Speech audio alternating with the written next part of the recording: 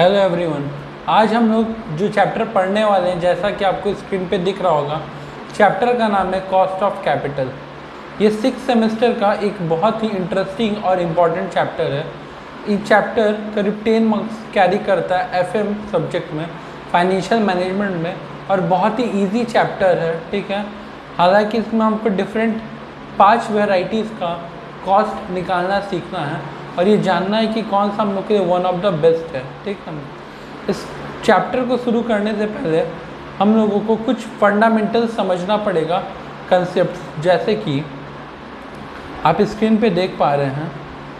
पहला हम लोग कंसेप्ट समझेंगे कि रिडीमेबल या इरिडीमेबल क्या होता है, और दूसरा हम लोग एक इंटरेस्टिंग फैक्टर सीखेंगे, वो है टैक्स के बारे में। किसके बारे में? टैक्स के बारे में। तो चलिए पहले टैक्स के कंसेप्ट को थोड़ा समझते हैं और चीज़ को आगे बढ़ाते हैं। और आज इस वीडियो में हमारे 2 लोग बहुत ही इम्पॉर्टेंट गेस्ट हैं जो हमें ये कंसेप्ट समझने में बहुत हेल्प करेंगे, जो कि हैं अंबानी और अडानी। जैसा कि आप स्क्रीन पे देख पा रहे हैं, हमारे पास 2 शख्सियत हैं मौजूद, एक अंबानी और दूसरा हमारे अडानी साहब। चलिए एक एज्यूम करते हैं कि दोनों का EBIT मतलब earning before interest and tax 110 और 110 है। हमारे अंबानी साहब का भी और अडानी साहब का, एग्जाम्पल के लिए दोनों का EBIT 110 और 110 है। सपोज़ करते हैं कि ये लोग बिज़नेस करने के लिए जहाँ से फ़ंड रेज करते हैं, हमारे अंबानी जी डिवेंचर रेज नहीं करते हैं और अडानी जी डिवेंचर रेज करते हैं, और तब वो लोग बिज़नेस करते हैं। तो क्या इम्पैक्ट पड़ता है इसका जनरली? Let's see. अगर अंबानी जी ने डिवेंचर नहीं लिया तो उनका इंटरेस्ट होगा नील, और वहीं हमारे अडानी जी ने डिवेंचर लिया है और मान के चलो कि इंटरेस्ट लगता है 10। मतलब कि अभी जो प्राइमरी स्टेज है इसमें हम लोग अच्छे से देख पा रहे हैं कि अर्निंग बिफोर टैक्स हमारा अंबानी जी का है 110 और अडानी जी का 100। मतलब फ़िलहाल डिफरेंस कितना का है? 10 का है। बट लेट्स अज्यूम कि टैक्स है हमारा 40%, तो हमारे अंबानी जी को टैक्स देना पड़ता है 44 रुपीज़ और अडानी जी को देना पड़ता है 40 रुपीज़। ठीक है, अब टैक्स देने का अगर इम्पैक्ट देखा जाए तो अर्निंग आफ्टर टैक्स हमारा 66 और 60 आ रहा है। हालांकि टैक्स के पहले ये अर्निंग का डिफरेंस 10 रुपये का था, जो कि अब घट के केवल और केवल 6 रुपये का रह गया है। आई होप आप इस बात को समझ पा रहे होंगे कि हमारा इम्पैक्ट इनकम पे कितना पड़ेगा। ये डिपेंड डिवेंचर से हम लोग नहीं पता लगा सकते, इसके लिए कहीं ना कहीं हमको हेल्प लेना पड़ेगा टैक्स का। टैक्स हम लोग को रियल इम्पैक्ट बताएगा। जैसा कि आप देख रहे हैं, टैक्स अगर 40% है तो इनकम डिफरेंस आपको 6 रुपीज़ का दिख रहा होगा, कोई दिक्कत नहीं है। तो अब हम लोग आगे बढ़ते हैं और ये चीज़ समझने का कोशिश करते हैं कि ये कॉस्ट ऑफ कैपिटल होता क्या है और ये कैसे वर्क करता है। अभी तक हम लोग इसमें इतना जाने कि हमारा इंटरेस्ट और अर्निंग आफ्टर टैक्स ज़रूरी नहीं है कि सेम इम्पैक्ट क्रिएट करे। ये फुल्ली डिपेंड करता है हमारे टैक्स रेट सिस्टम पे। अगर हमारा टैक्स रेट फॉर एग्ज़ाम्पल 30% रहता तो यहाँ पे डिफरेंस 70% से आता, कोई दिक्कत नहीं है। चलिए, जैसा कि आप अभी देख पा रहे हैं, तो स्टार्टिंग में इन दोनों के बीच में इनकम में 10% का डिफरेंस था, मतलब अमाउंट इज़ ₹10, बट फिलहाल वो डिफरेंस मात्र 6 रुपये का रह गया है। इफ़ अगर आप इसको परसेंटेज वाइज कैलकुलेट करें तो परसेंटेज वाइज ये अभी भी 10 है। ठीक है, कि अंबानी 10% ज़्यादा कमा रहा है comparison to Adani, but Ambani ji ने अपने अकॉर्डिंग डिवेंचर ना लेकर के 10 रुपीज़ सेव किया था, लेकिन उनको इसका बेनिफिट केवल और केवल 6 रुपीज़ के रूप में देखने को मिल रहा है ड्यू टू टैक्स। और वही अडानी ने डिवेंचर लिया तो हमें ड्यू टू टैक्स उनका इनकम 60 देखने को मिल रहा है। ये है हमारा पहला इम्पैक्ट। ठीक है, अब लेट्स मूव फर्दर कि क्या नेक्स्ट कंसेप्ट है। चलिए ये भी हम लोग समझते हैं। इस चैप्टर को आगे पढ़ने के लिए बहुत इम्पॉर्टेंट है कि हम लोग रिडीमेबल और इरिडीमेबल कंसेप्ट को समझ पाएँ कि आखिर ये होता क्या है। देखिए, रिडीमेबल का मतलब होता है कि आज मैंने आपको अपने कंपनी का प्रेफरेंस शेयर बेचा, कुछ ईयर बाद as per company act maximum time ये 20 साल का होता है, बट कुछ टाइम के बाद, ठीक है, एज्यूम करो 5 साल बाद मैं आपसे अपना ही कंपनी का प्रेफरेंस शेयर वापस से खरीद लूँगा, जिसे मैं रिडीमेबल प्रेफरेंस शेयर का नाम दूंगा। और जो वो प्रेफरेंस शेयर मैं आपसे फ्यूचर में नहीं वापस से खरीदूंगा, उसको हम लोग इरिडीमेबल प्रेफरेंस शेयर का नाम देंगे।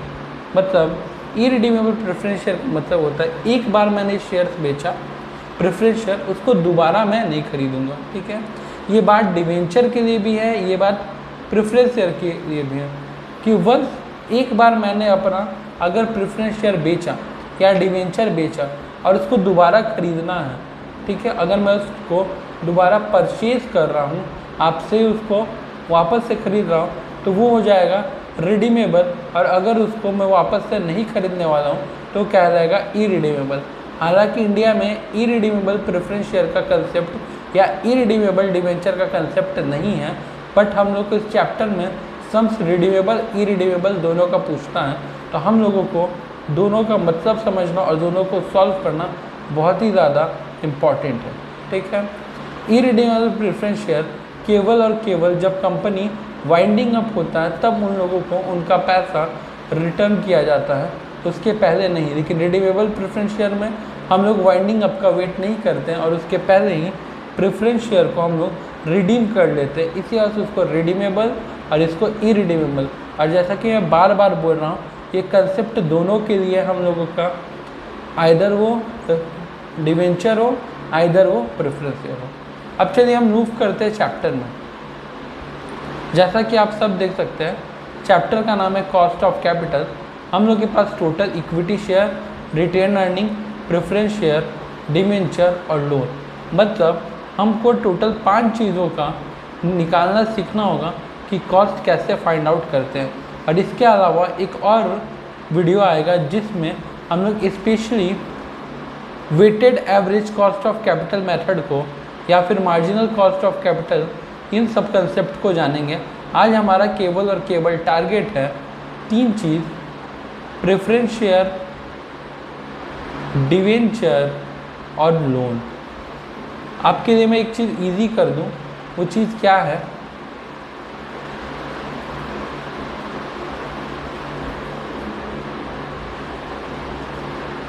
कि हमारा इक्विटी शेयर और रिटेन अर्निंग बिल्कुल सेम फॉर्मूला से और सेम मेथड से सॉल्व होता है। ठीक है, और हमारा प्रेफरेंस शेयर का फंडा अलग है और डिवेंचर और लोन भी सेम तरीके से सॉल्व होता है।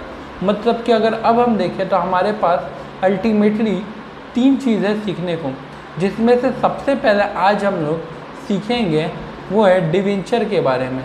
अब जैसा कि मैंने आपको पहले ही बता चुका कि हमारे पास 2 तरह के होते हैं, एक होते इरिडीमेबल, एक होता है हमारे पास रिडीमेबल। पहले हम लोग फोकस करेंगे कि हमारा इरिडीमेबल का फॉर्मूला क्या होता है। हमारा इरिडीमेबल का फॉर्मूला होता है इंटरेस्ट 1 माइनस टैक्स रेट। अब एक चीज़ समझिएगा, यहाँ पे टैक्स रेट कैसे हम लोग को नोट करना। सपोज डैट कि अगर टैक्स रेट हमारा 40% है, कितना परसेंट है, तो हम लोग इसको कुछ इस कदर लिखेंगे 40/100, डैट मीन 0.40 या फिर 0.4। ठीक है, कोई दिक्कत नहीं। और नीचे हम लोग डिवाइड करेंगे अमाउंट रिसीव्ड से, मतलब interest multiplication 1 minus tax rate divided by amount received. और एक बात याद रखिएगा, अमाउंट रिसीव्ड का मतलब है amount after deducting discount cost, incidental cost. मतलब कि ऐसा कोई भी कॉस्ट जो हमारे द्वारा खर्च किया जा रहा है, उस फंड को हमारे तक एक्वायर करने में, हमारे तक रिसीव करने में, कलेक्ट करने में उन सारे एक्सपेंसेस को हम लोग माइनस करेंगे। स्पेशली ये जो है हम लोगों को चैप्टर में फ्लोटेशन कॉस्ट नाम से देखने को मिलेगा। फ्लोटेशन कॉस्ट हम लोग एक्विजिशन कॉस्ट भी कह सकते हैं। एग्जाम्पल के रूप में समझिए कि अगर मैं मार्केट में डिवेंचर इशू कर रहा हूँ तो मुझे एडवर्टाइजमेंट का खर्चा लगेगा, मुझे प्रोस्पेक्टस बनवाना पड़ेगा, उसका खर्चा लगेगा। देन आफ्टर मैं कहीं ना कहीं जा करके तब फंड अपने तक रेज कर पाऊँगा। सबसे पहले हम लोग जिसका सीख रहे हैं वो है डिवेंचर, और उसमें भी हम लोग इरिडीमेबल डिवेंचर का सीख रहे हैं। चलिए एक क्वेश्चन देखते हैं, और फार्मूला हम लोग को याद रखना पड़ेगा कि भैया फार्मूला था interest multiplication 1 minus tax rate, ठीक है, डिवाइडेड बाय अमाउंट रिसीव्ड।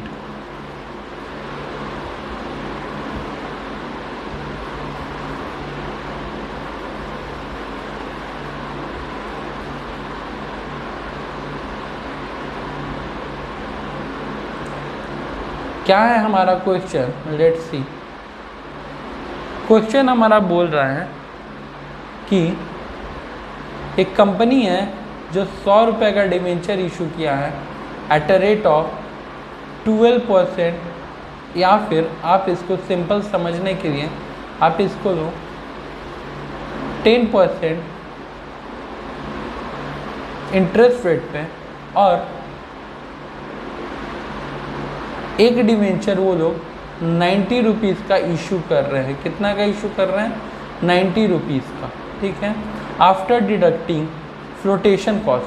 तो जैसा कि हम देख पा रहे हैं कि मेरा अमाउंट रिसीव हो गया है 90, और हमारा इंटरेस्ट रेट जो है वो है 100 का 10%, यानी कि ₹10। यह हमारा इंटरेस्ट है। और एक चीज़, सपोज़ करिए हमारा टैक्स रेट है 50%, तब ये सम कैसे सॉल्व होगा ज़रा यहाँ पे देखते हैं। इंटरेस्ट हमारा हो गया 10, ठीक है, टैक्स रेट हो गया डिवाइडेड बाय अमाउंट रिसीव्ड, और अमाउंट रिसीव्ड हम सबको पता है वो है 90। जब इसको हम लोग सॉल्व करेंगे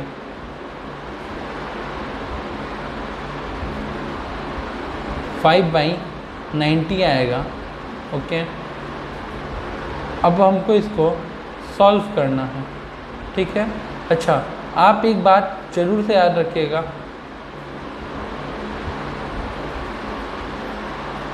आप इसके संग 5 डिवाइडेड बाई 90 मल्टीप्लिकेशन 100 भी कर सकते हैं, कोई दिक्कत, आप ये भी कर सकते हैं। अब आपका जो भी आंसर होगा आप यहाँ पे उसको पुट कर दें। आपका एक आंसर आएगा जिसमें आप मल्टीप्लिकेशन 100 किए, वो आंसर आएगा आपका परसेंटेज के बेसिस पे, और दूसरा आंसर आएगा आपका पॉइंट्स में, ठीक है। लेट्स सी, देखते हैं कि क्या आएगा, और हम लोग स्क्रीन पे 2 मिनट के लिए कैलकुलेटर को ओपन करते हैं।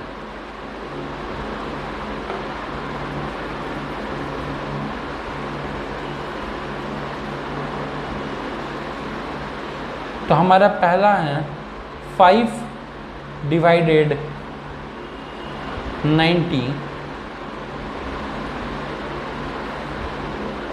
Equal to 0.055556।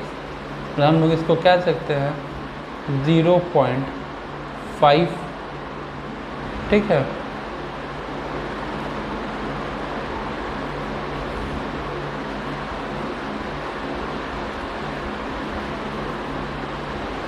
और इसको अगर हम लोग 100 से मल्टीप्लाई करके करते हैं तो हमारा आंसर आता 5.55%। हम लोग का आंसर आता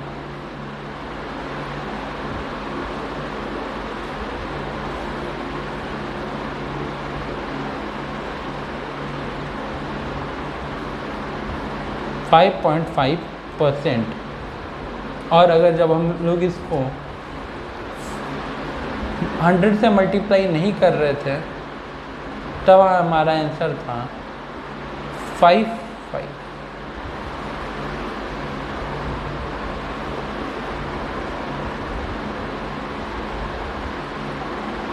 just a second.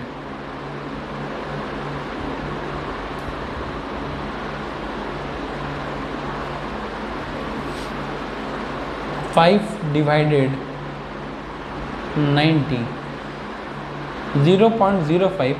Sorry guys, it's a small mistake और a silly mistake. तो हमारा आंसर था 0.0555. तो हम यहाँ पे आंसर लिख सकते हैं 0.055. आई होप आप सबके समझ में इस सिंपल सा चीज़ आ चुका होगा। अब हम लोग मूव करते हैं नेक्स्ट पे, जिसका नाम है रिडीमेबल। क्या नाम है? रिडीमेबल।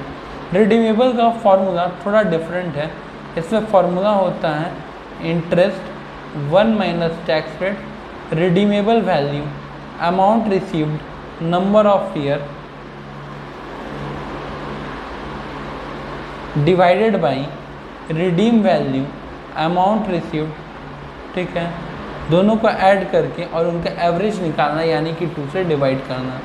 लेट्स सी, एक सम्स को देखते हैं, और सम्स को देखने से पहले इस फॉर्मूला को शॉर्ट में कैसे लिखा जाएगा उसको ज़रा समझ लीजिए। आपको यहाँ पे दिख रहा होगा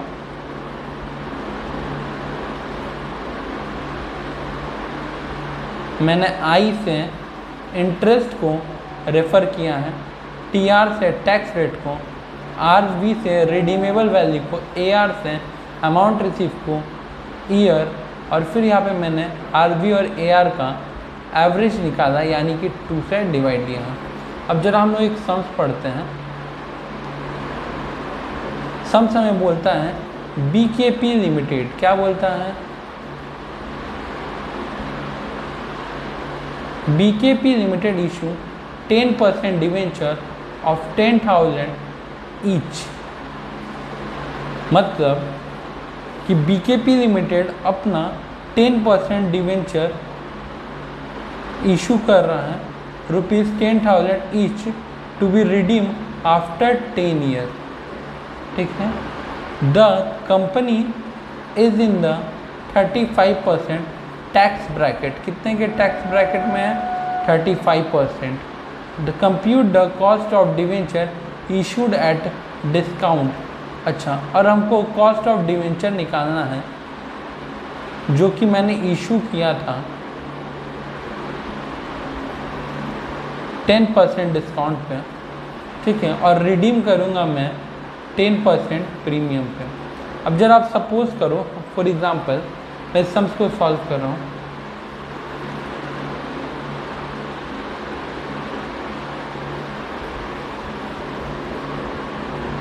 कि अगर मेरा 100 रुपये का डिवेंचर था और उस पर 10% मेरे को इंटरेस्ट पे करना है, तो ये आ जाएगा ₹10।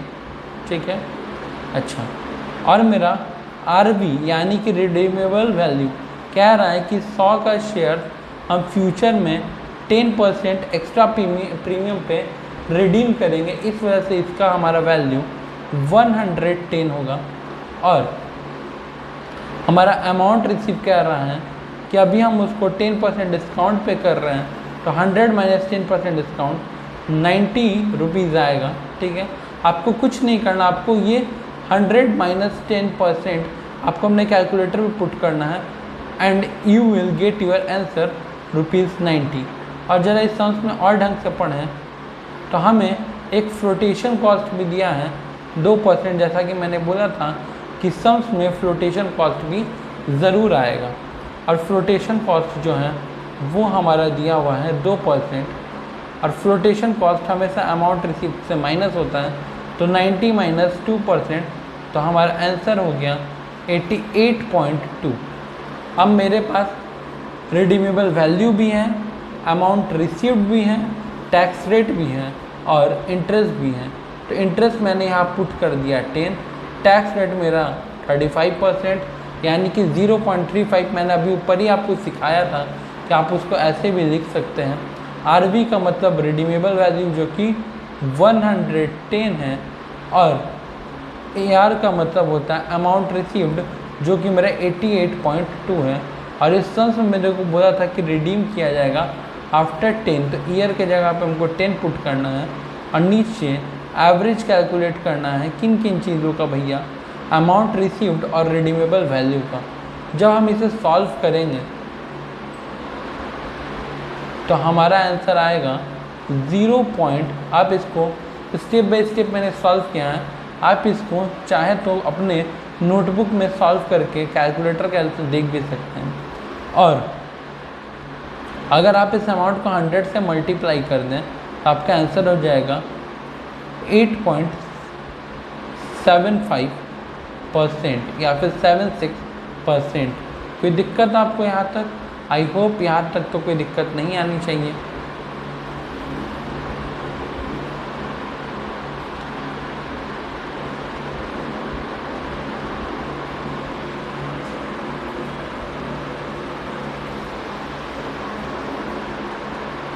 और मैंने आप लोगों के सुविधा के लिए आई यानी कि इंटरेस्ट जो कि 10 है यहाँ पे लिख दिया है, TR यानी कि टैक्स रेट 35% जो कि 0.35 भी हो सकता है, रिडीमेबल वैल्यू हमारा 110 और AR यानी कि अमाउंट रिसीव्ड 88.2, सारा डिटेल यहाँ पे दिया हुआ है।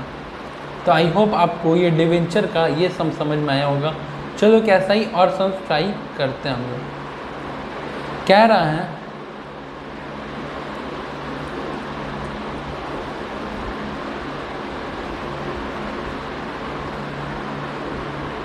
जस्ट अ सेकेंड,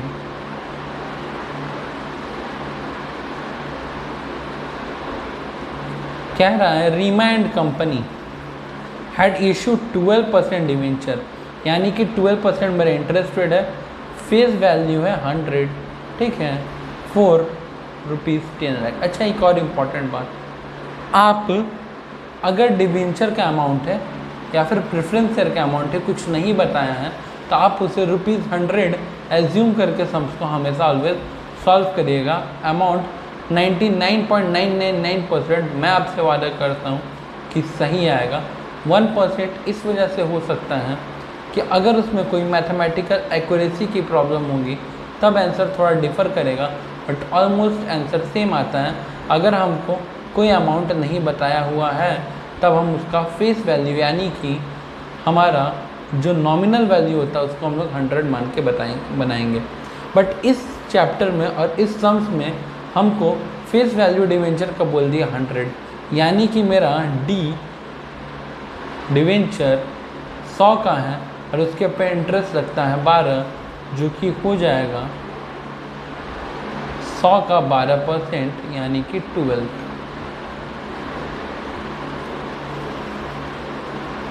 और हमको इस सम्स में आगे क्या बोलता है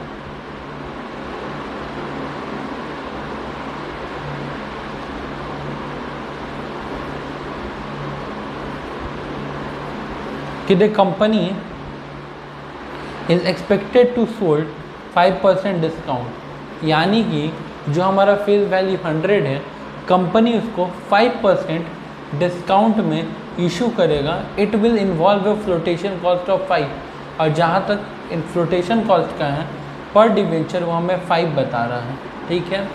नेक्स्ट हमारा the debenture redeem at 5% premium, आज बेच रहा है 5% डिस्काउंट में, जब रिडीम करेगा तो 5% प्रीमियम में, लेकिन ये रिडीम करेगा कब? द डे और डेट या फिर टाइम पीरियड वो है 10 साल, ठीक है। लेट्स सी, हम इसका आंसर देखते हैं।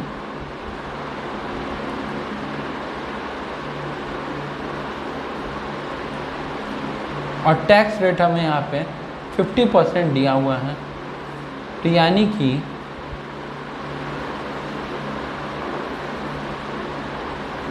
ये जो 12 है ये हमारा इंटरेस्ट है, और 1 माइनस 0.5 ये हमारा टैक्स रेट है। अब जैसा कि हम सबको पता है कि कंपनी वादा क्या है कि जिस दिन भी रिडीम करेगा, जब भी रिडीम करेगा, 100 का शेयर 5% प्रीमियम के साथ करेगा, तो हमारा आरवी वैल्यू, रिडीमेबल वैल्यू कितना हो जाएगा? 100 प्लस 5%, मतलब 105। और आज वो इशू कर रहा है, ठीक है, आज जो वो इशू कर रहा है वो कर रहा है डिस्काउंट पे 5% डिस्काउंट पे। तो अगर हमारा फेस वैल्यू 100 था और उसमें 5% का डिस्काउंट मिल गया तो ये हो गया 95। बट हमको भूलना नहीं है हमारा फ्लोटेशन कॉस्ट भी लगा था पर यूनिट पे 5 रुपया, यानी कि पर यूनिट ऑफ डिवेंचर पे 5 का हमारा खर्च आया था। तो ये हमारा हो जाएगा 90 रुपीज़। एक बार मैं फिर से बताता हूँ, डिवेंचर था 100 का, ठीक है, कंपनी में 5% डिस्काउंट पे इशू किया, ये हो गया 95। और इसके साथ साथ 5 रुपये हमारा फ्लोटेशन कॉस्ट ही हो जाएगा 90, ठीक है। अब यहाँ पे भी आपका 105 + 9 डिवाइडेड बाई 2,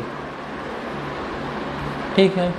अब 2 हमको पता है एवरेज निकालने के लिए करते हैं, और जब हम इस सम्स को सॉल्व करेंगे तो हमारा आंसर होगा 0.0769। और अगर हम इसको 100 से मल्टीप्लाई कर दें तो मेरा आंसर हो जाएगा 7.69। तो आई होप आपको ये डिवेंचर वाला सारा केस समझ में आया। और अगर मैंने जैसे कि पहले ही बोला था कि डिवेंचर और लोन का फॉर्मूला बिल्कुल सेम है, तो अगर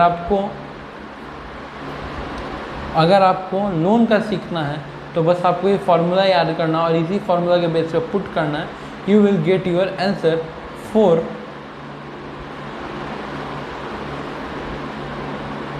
लोन। ओके,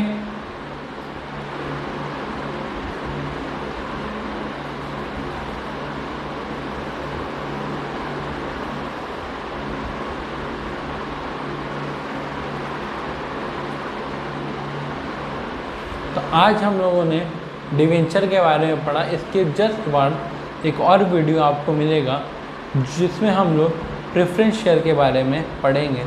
आज हमने डिवेंचर को पढ़ा, नेक्स्ट डे हम लोग प्रेफरेंस शेयर पढ़ेंगे, और उसके नेक्स्ट डे हम लोग इक्विटी शेयर और रिटेन्ड अर्निंग यानी कि रिजर्व एंड सरप्लस के बारे में पढ़ेंगे। और लास्ट हमारा होगा weighted average cost of capital, यानी कि इस चैप्टर का ऑलमोस्ट आपको 4 वीडियो हमारे यूट्यूब चैनल पे देखने को मिलेगा। तब तक के लिए थैंक यू। आई होप आप सबको ये क्लास समझ में आया, और अगर कोई भी डाउट है, कुछ पूछना है, तो आप प्लीज़ कमेंट बॉक्स में कमेंट करें। तब तक के लिए बाय।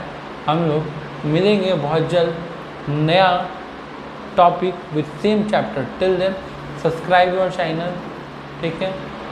योर चैनल में इस वजह से बोलता हूँ कि आपका ही चैनल है, और आप जितना ज़्यादा से ज़्यादा चैनल में प्यार दिखाएंगे, शेयर करेंगे, सब्सक्राइब करेंगे, उतना ज़्यादा नॉलेज एक्सप्लोर होगा। और हालांकि हम लोग को पता है 6th सेमेस्टर का एग्ज़ाम ऑलमोस्ट नज़दीक आ गया है, तो मैं कोशिश करूँगा जितना इम्पॉर्टेंट चैप्टर है उनका आपको इसी तरह वीडियोज़ प्रोवाइड करूँ कि जिससे आप रिविज़न कर पाएँ। तब तक के लिए thank you for joining, subscribing our channel. Till then bye bye, Tata.